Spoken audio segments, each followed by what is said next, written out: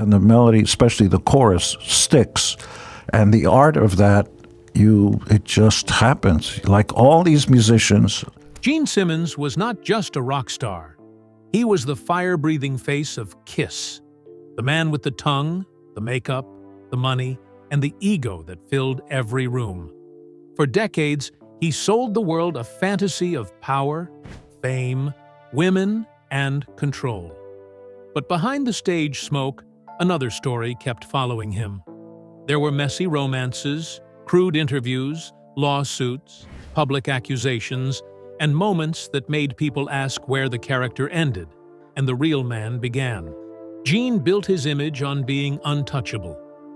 But as old stories resurfaced and new claims followed, that image became harder to protect in the public eye. Join us as we look back at Gene Simmons's rise, romances, scandals, and the allegations that still follow the man behind the demon. Before Gene Simmons became the demon. Before Gene Simmons became the face of Kiss. Before the makeup, the tongue, the fire, and the huge stage shows, he was a little boy named Chaim Witz. He was born on August 25, 1949, in Haifa, Israel, to Jewish refugees from Hungary. His story did not begin with fame. It began with survival. His mother, Flora Kovacs, later known as Florence Klein and Florence Lubowski, was born in Hungary and survived Nazi concentration camps. She was held from November 1944 until she was freed from Mauthausen on May 5, 1945. Out of her family, only she and her brother Larry survived the Holocaust. Gene's father, Ferenc Feri Yehiel Witz, was a carpenter. He married Florence in 1946, and they moved to Mandatory Palestine the next year. Gene spent his early childhood in Tirat Carmel, in a practicing Jewish home. He later said his family was dirt poor, living on rationed bread and milk. At 7, he picked wild fruit with a friend and sold it on the roadside. That was not a game. That was survival. Then, at 8, his parents divorced. His mother took him to the United States, and they settled in Queens, New York. His father stayed in Israel and later had another son and 3 daughters. In America, Chaim Witz became Gene Klein, using his mother's maiden name. At 9, he briefly attended Yeshiva Torah Vodas, then moved to public school. He later graduated from Newtown High School, attended Sullivan County Community College, and earned a BA in education from Richmond College in 1970. But behind the grades and the new name was a boy who had already learned how harsh life could be. If the world was not going to give him power, he would have to build it himself. That early fear of being powerless explains much of the hunger that later showed up in his career. Gene did not talk like a man who wanted a quiet life. He talked like someone who remembered having nothing.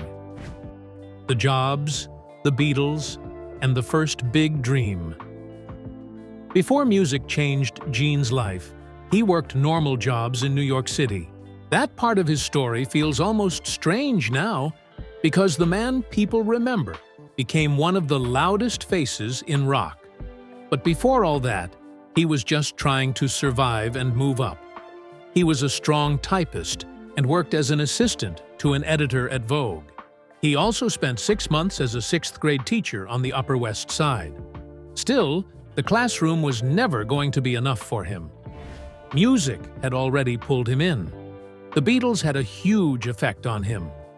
Gene once said, "There is no way I'd be doing what I do now if it wasn't for the Beatles." He remembered watching them on The Ed Sullivan Show and being shocked that 4 skinny boys with long hair could come from nowhere and make that kind of music. That moment opened something in him. He practiced guitar for hours. Then came the name Gene Simmons. In some accounts, it honored rockabilly singer Jumpin' Gene Simmons. In other interviews, he said actress Gene Simmons helped inspire it. and he later used the title of her film Great Expectations for a song on the 1976 Kiss album Destroyer. Either way, the name became part of the mask before the makeup did. At 15, he joined Lynx, later called the Missing Lynx. Then came the Long Island Sounds, a name that played on Long Island Sound. Future Wicked Lester guitarist Steve Coronel was there, and Alan Stewart Graff convinced Gene to buy his first bass because the band needed one. After that came The Love Bag, then Bullfrog Pier during his college years. Those bands were not famous, but they were practice. Gene was learning how to perform, how to push himself, and how to become louder than the life he came from. And soon he would meet the partner who helped turn that hunger into something much bigger. Before Kiss, Gene had to start over. By the early 1970s, Gene was still searching for the sound and image that would make him impossible to ignore. With Steve Coronel and Brooke Ostrander, he formed a band first called Rainbow and later Wicked Lester. Then Stanley Eisen, who became Paul Stanley, entered the picture. This was the start of one of the most important partnerships in Gene's life. Wicked Lester did get a record deal with Epic Records. They even recorded an album, but it was never released in full. For many young musicians, that would have felt like a dream. For Gene and Paul, it was not enough. They looked at the band and felt something was missing. The sound was not strong enough. The look was not sharp enough. The whole thing felt too small for what they wanted. They wanted something loud, theatrical, and hard to forget. They wanted a band that could scare parents, excite teenagers, and sell itself from the back row. When Gene and Paul tried to fire the other members, they met resistance. So they walked away instead. They left Wicked Lester and gave up the Epic deal because they wanted to create what they saw as the ultimate rock band. Soon, they looked for a drummer. Peter Criss, born George Peter John Criscuola, answered. He was playing clubs in Brooklyn, and Gene and Paul joined with him as a trio. Around this time, Gene and Peter also appeared on an unreleased Captain Sanity album with members of Peter's former band, Chelsea. Then Ace Frehley, born Paul Frehley, answered their ad in The Village Voice for a lead guitarist. Once Ace joined, the classic shape was complete. Gene, Paul, Peter, and Ace had the pieces. Now they needed the image. The old band was gone. A new monster was ready. And in 1973, Kiss was born. That choice showed how far Gene was willing to go for the image in his head. He would rather lose a deal than stay trapped in a version of success. The demon takes the stage. Kiss released its self-titled debut album in February 1974. But the band was never only about songs. From the beginning, Kiss was built like a show, a brand, and a fantasy at the same time. Paul Stanley became the main performer on stage, while Gene became one of the driving forces behind the band's business side. He understood that fans did not only want music, they wanted a world. They wanted faces, symbols, costumes, and a reason to believe the band was bigger than normal life. Gene became the demon. His makeup, especially the eye section, came from the wing design of comic book character Black Bolt. That detail fits him perfectly, because Gene loved science fiction and comic books. He had published several science fiction fanzines, including id, Cosmos, Tinderbox, Sci-Fi Showcase, Mantis, and Adventure.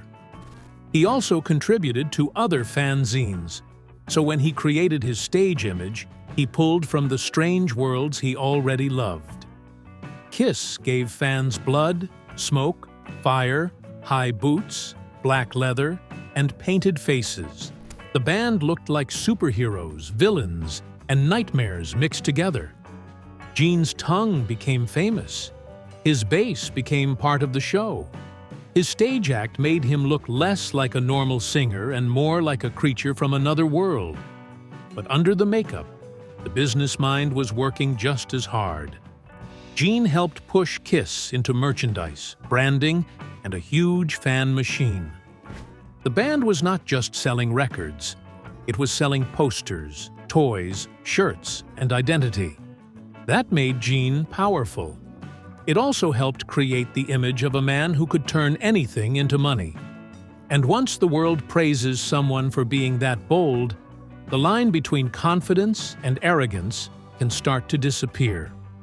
The scary part was fans loved it.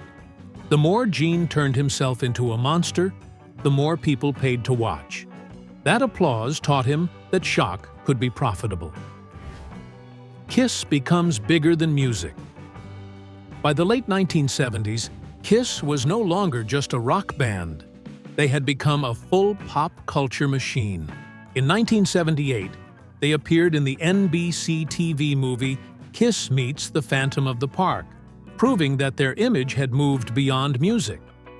They were now characters people could watch, buy, and follow like a brand. But fame does not stay still forever. By 1983, Kiss's popularity was fading, so the band made a risky move. They removed their famous makeup. For a group built on painted faces and stage shock, that could have ruined everything. Instead, it helped them find new life through the 1990s. In 1995, Kiss held fan conventions, and the response helped bring the original members back together for the 1996 to 1997 Alive Worldwide Reunion Tour.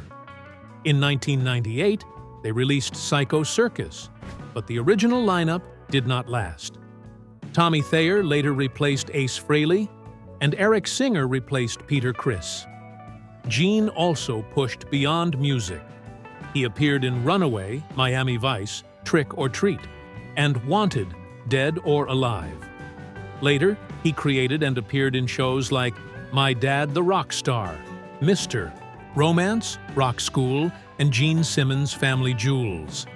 He also showed up on CSI, Dancing with the Stars, and helped launch Simmons/Hamilton Productions. Gene was no longer just a bassist, he was a business.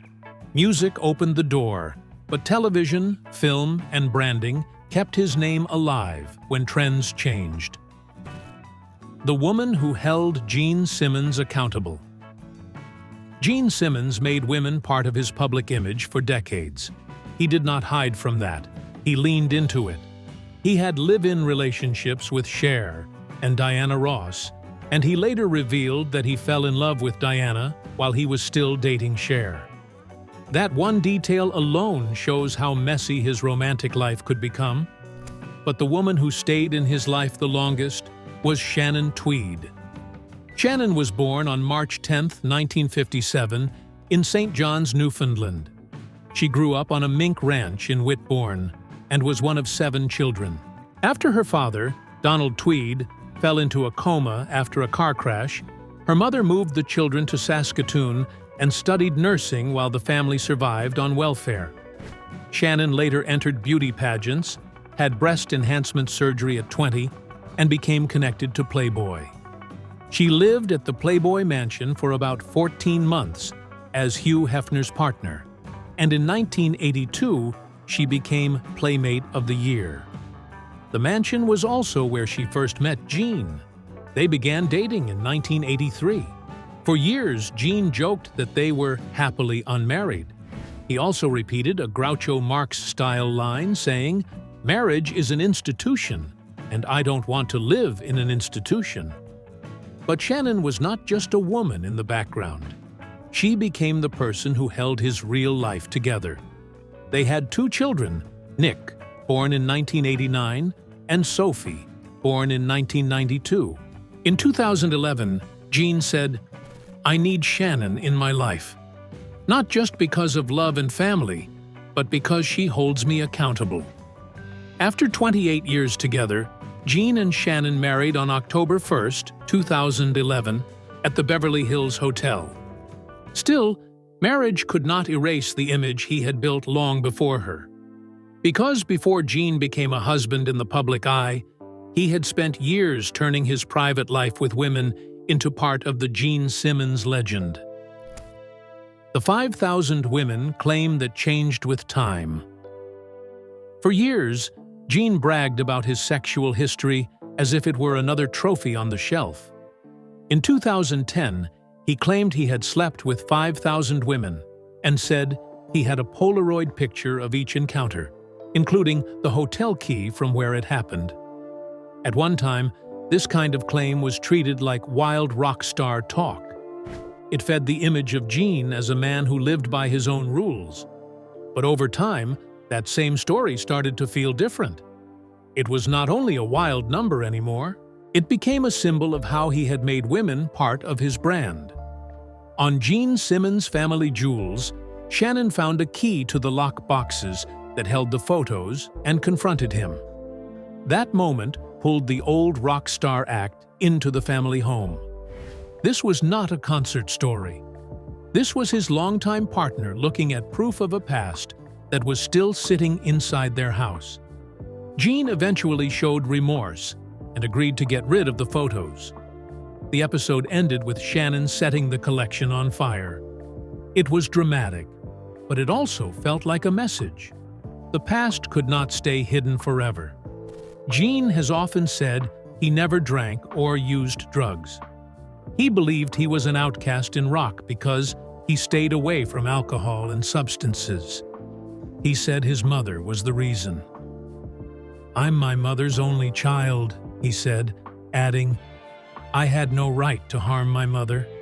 Life did that enough." He did admit he once accidentally got intoxicated after eating pot brownies by mistake. He also speaks Hungarian, German, English, Hebrew, and some Japanese. So Gene could present himself as disciplined, smart, sober, and in control. But that made the contrast even sharper.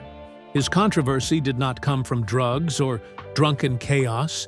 It came from what he said, how he said it, and how often those words left people uncomfortable. When Gene's words started burning bridges. Gene's trouble with public backlash did not begin with lawsuits. Long before that, his mouth was already making people angry. In 2002, he appeared on NPR's Fresh Air with Terry Gross. During the interview, he told her, "If you want to welcome me with open arms, I'm afraid you're also going to have to welcome me with open legs." Terry Gross answered, "That's a really obnoxious thing to say." The moment became one of his most infamous interviews. At the time, Gene refused permission for NPR to put the interview online, though parts of it later appeared in print and in rebroadcasts. Years later, in a 2014 interview with HuffPost, he said he had been upset by what he saw as Gross's attitude, including how she referred to Kiss. But no matter how he explained it, the interview stayed attached to him. It showed the kind of sexual comment he often used in professional spaces. In 2004, during an interview in Melbourne, he made comments about Islamic extremists and described Islam as a vile culture. He said Muslim women had to walk behind husbands, could not be educated, and could not own houses. Muslim media personality. Susan Carlin said his view of Muslims was wrong. Gene later clarified on his website that he meant Muslim extremists, not all Muslims. Still, the damage was done. In 2014, he caused another storm with comments about suicide and depression. In a Song Facts interview, he said he would tell a person threatening to jump, "Shut the FK up, have some dignity, and jump." The backlash was strong. Nikki Sixx criticized him, and radio stations pulled Kiss songs in protest. Gene later apologized and clarified his comments. But once again, the pattern was clear. Gene's words kept pulling him into fire, and soon the questions around him would move from offensive interviews to legal claims. Gene Simmons faces his first legal storms. By 2010, Gene's behavior was not only being discussed in interviews, it was also moving into legal claims. That year, a makeup artist filed a civil lawsuit against him, claiming he touched her inappropriately while she worked for ESPN Sports Center the previous November. Around the same time, prosecutors decided not to charge Gene over an alleged attack on a couple who had been videotaping him at an outdoor mall in Los Angeles. They said there was not enough evidence to bring charges. However, the couple still sued him in civil court. These cases did not define his whole public image then, but they added to a growing shadow around him. The old Gene Simmons act had always been bold and sexual, but by the 2000s, the culture around celebrity behavior was changing. What people once brushed off as rock star behavior was being questioned more seriously. Gene was also facing criticism for his comments on music and file sharing. In 2007, he spoke out against music piracy and said file sharers should be sued. A year later, he threatened more lawsuits and said he might hold back new recordings if file sharing continued.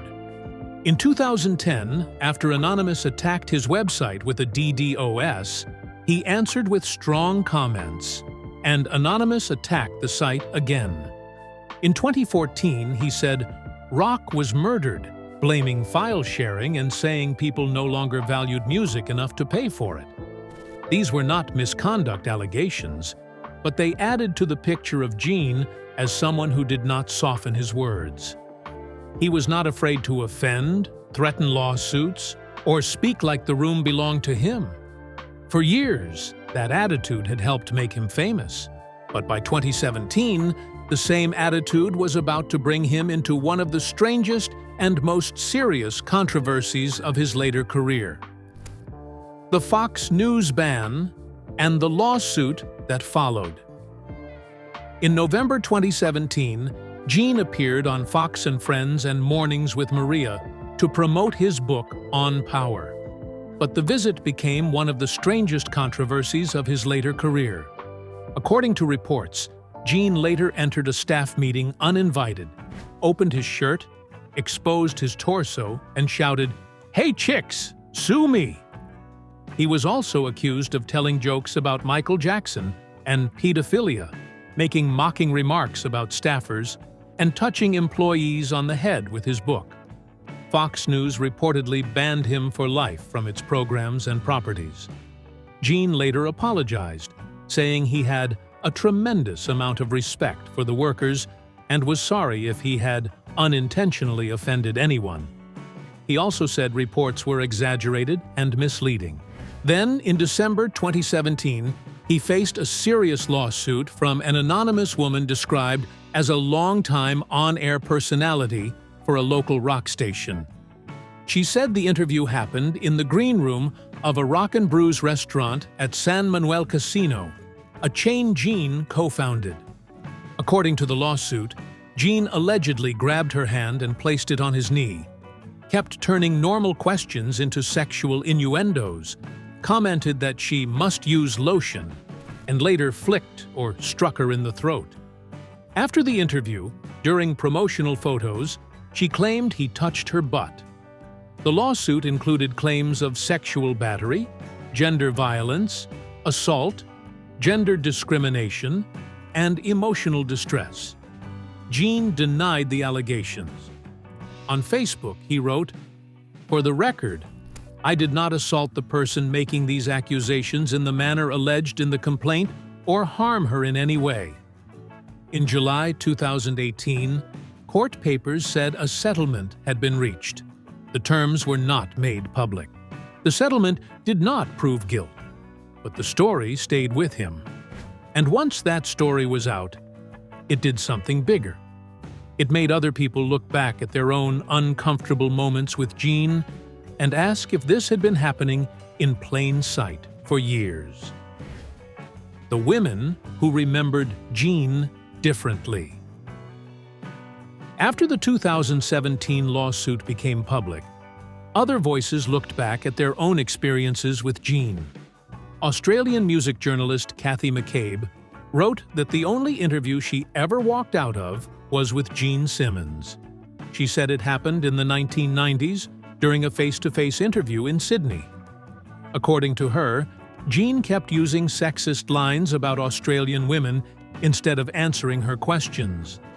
She remembered the repeated Kiss promotional joke. "We love coming to Australia because we are welcomed with open arms and open legs." She said she had ignored it several times in earlier interviews, but in person, Gene's behavior became too much. No matter what she asked, she said he kept talking about women's bodies. After a few more attempts, she told him he had wasted enough of her time and left. McCabe also recalled writing in 2000 that Gene had offended many female interviewers, and some male ones too, with sexist comments while promoting Australian tours. She said another female colleague later had a similar experience while interviewing him about his solo album Asshole. According to McCabe, Gene made another crude joke about his tongue, saying the title was tongue-in-cheek, not like my tongue in your cheek. Her point was simple. The 2017 lawsuit did not shock her because she felt the behavior had been visible for years. Gene denied wrongdoing in the legal case and later said the reports around him were exaggerated. But McCabe's article showed something important. For some people who had worked around him, the problem was not one headline. It was a long pattern of comments, jokes, and discomfort that had been brushed aside because he was Gene Simmons. And once that pattern was being discussed in public, Gene had to answer for more than just one lawsuit. The demon under pressure. In 2018, Gene spoke about his checkered past after reports that he had settled the lawsuit. He admitted that some of his behavior may have been out of line, but he also defended himself. "Oh, I'm sure some of it's been out of line, but I'm a good guy," he said during an Australian TV interview. He said he slept well at night, had a wonderful family and children, and believed in the presumption of innocence. He also said his past was checkered, like most people's is, then pointed to the culture of rock bands in the 1970s and 1980s. He described the arrogance and cocksmanship of that era, when a musician could be brazen and inappropriate, and people would say, "That's right, you're in a band." Gene said he could not have gotten away with some of those things if he had been a dentist, politician, or plumber. His son, Nick, also gave a complicated defense, describing Gene as an egomaniac and a philanderer, but also saying he believed his father was a consent addict. Then, in 2019, another lawsuit was dropped. A woman who worked as a dishwasher at one of Gene's Rock and Brews restaurants had alleged that he sexually battered her during a 2016 restaurant opening. The suit claimed he touched her private parts during a photo and acted in a sexually charged way with other women. Her lawyer later filed papers asking for the case to be dismissed. The papers did not say whether there was a settlement or another reason. Also in 2019, Ace Frehley claimed Gene had groped his wife and called him an asshole and a sex addict. Gene's name was still tied to claims, denials, and messy public arguments. The stage character had always been called the Demon, but now people were asking harder questions about the man under the makeup. And even after those misconduct headlines faded, the backlash around Gene Simmons did not stop there. The backlash did not end with the lawsuits. Even after the biggest misconduct headlines passed, Gene kept finding new ways to upset people. In 2021, he made strong comments about COVID vaccines, which later brought fresh backlash in 2022 when clips spread online again. On Good Morning Britain, he defended Kiss's mask and vaccine rules and said, "Shut up, be respectful of other people, and get a vaccine. Stop being selfish." In another clip from Talk Shop Live, he said, "If you're willing to walk among us unvaccinated, you are an enemy." In 2025, he was criticized again for charging fans $12,495 to be his personal assistant and roadie for the day during his solo tour. Gene defended the package, saying fans would spend the day with him, help with the show, get merchandise, receive a signed bass, and join him on stage for a song. When Backlash continued, he spoke about money in blunt Gene Simmons style. He said he did not want to be poor because he knew what that felt like. He added that it was better to be rich than poor, even if someone was miserable. In October 2025, he was reportedly hospitalized after a car accident in Malibu after losing consciousness while driving. Then came another emotional headline. After Ace Frehley's death, Gene suggested Ace had died because of bad decisions. After Backlash, he apologized on X, saying he was wrong for using those words and that he had always loved Ace. By then, Gene's life had become a strange mix of legend, money, apologies, and old wounds that kept reopening. The demon still refuses to back down. Gene Simmons has never been easy to separate from controversy. Even his views on Israel and culture have kept him in public debate. In 2011, he visited Israel, the country where he was born, and called the trip life-changing. He said, "I'm Israeli. I'm a stranger in America. I'm an outsider." During that visit, he met his half-brother Kobe and his triplet half-sisters Drora, Sharon, and Eugenia. He also visited his estranged father's grave. He later said he wanted to bring Kiss to Israel, and the band performed in Tel Aviv in 2015. Gene has spoken strongly in support of Israel. In 2006, during the Lebanon War, he sent a televised message to an Israeli soldier wounded in fighting and called him his hero. In 2015, he attended a Friends of the Israel Defense Forces gala in Beverly Hills. In 2024, he called Gaza war protests well-intentioned but misinformed. Then, in February 2026, he faced backlash again over comments about rap and the Rock and Roll Hall of Fame. Speaking about hip-hop's place in the hall, he said, "It's not my music. I don't come from the ghetto. It doesn't speak my language." When criticized, he told people, "I stand by my words," and said the word ghetto had Jewish origins. He also said rock and roll owes everything to black music, but argued that hip-hop is not rock. Gene's life has always carried this same tension. So where do you draw the line with Gene Simmons? Was he just an old-school rock star who never changed? Or did the past finally catch up with him? And after everything, do you still see him as a rock legend? Or has the man behind the demon changed how you hear the music? Share your thoughts in the comments below.